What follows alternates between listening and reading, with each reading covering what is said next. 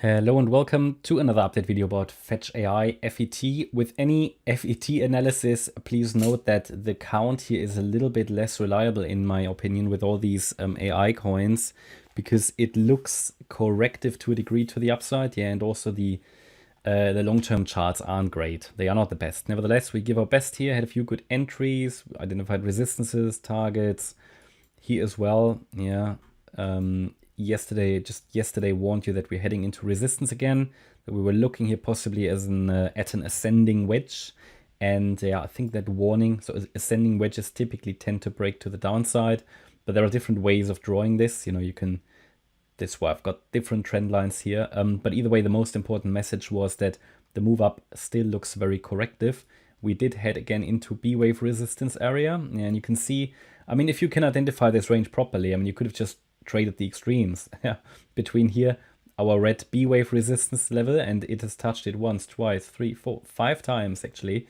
Then came back to support here, the dotted line. So yeah, just moving between support resistance. I'm actually not too sure if this wedge is still too relevant, and also this ascending channel.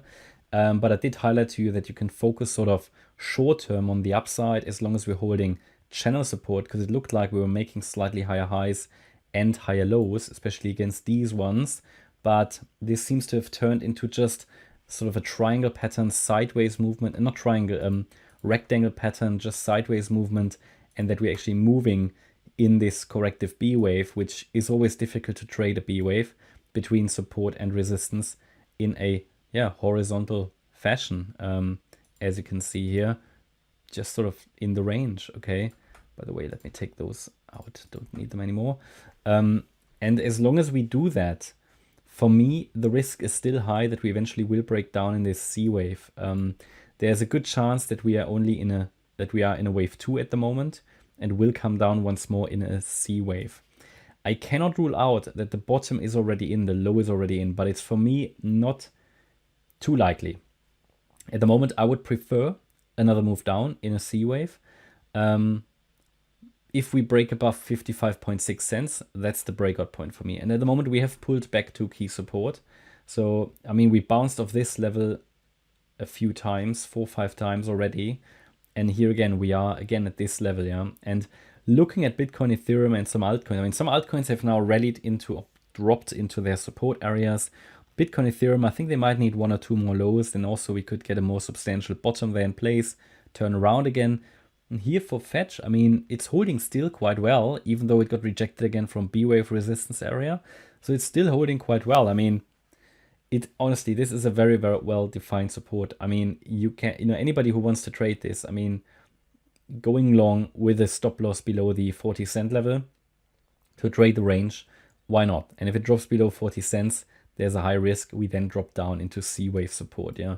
But by all means, anybody who's not got any AI exposure and you want to get some, why not have a look at some spot positions here? Now, I cannot tell you to do it, and I will not, because my view is still it will go down further. But I already bought early in January after we made our AI live stream. But we dropped like, I mean, 33% from the top, at least to start to scale in maybe. Yeah, because I'm not sure if we actually will get down there. And I would hate for anybody to miss a third wave rally. Yeah, to $1 plus, okay? But yeah, I mean, the risk is still there. In my opinion, also preferred would be to get one more low here, to make a clearer wave 2, and then to move up from there. I cannot rule out this is some kind of a wave 3 to the upside and a wave 4, which might go sideways. But then again, it dropped already to an extreme point there, and the move up is so far just corrective. Yeah, my preference would be to get that clear C wave to the downside. Just here, be aware of key support. Yeah, you can trade long against the 40.5 cent level, in my opinion. There's no financial advice. It's just sort of where I see possible turning spots here locally. And the resistance is here clearly defined. Yeah, the 50% level at 48.6 and 51.5 cents is the 61.8 retracement, the golden ratio. And the support area down there for the wave 2, by the way, I'm going to add that with a new kind of style here, where we highlight the fib levels on the chart. but this one is actually gonna get a yellow one because it's not 5 or 4 star quality, this one. Yeah, so between 33.1 and 17.5 cents, that would still be my preference to get into this region eventually. Have a nice A wave down, a nice B wave to the upside, which did all a B wave needs to do, and B waves are difficult to trade, and then a C wave down in another impulse. Okay, what I can never rule out is that we get a very long B wave, so that you even might see a bit of an extension in a B wave and then come down. But be aware of these key resistance areas here, the 50%, 61.8 and 78.6, 48.6 cents, 51.5 cents, and 55.6. Okay, that's my update about FETCH.AI FET. Hope you liked the update. If you did, please hit the like button, leave a comment, and subscribe. And if you really like the content, then please check out the channel membership. Thanks a lot for watching. Bye-bye.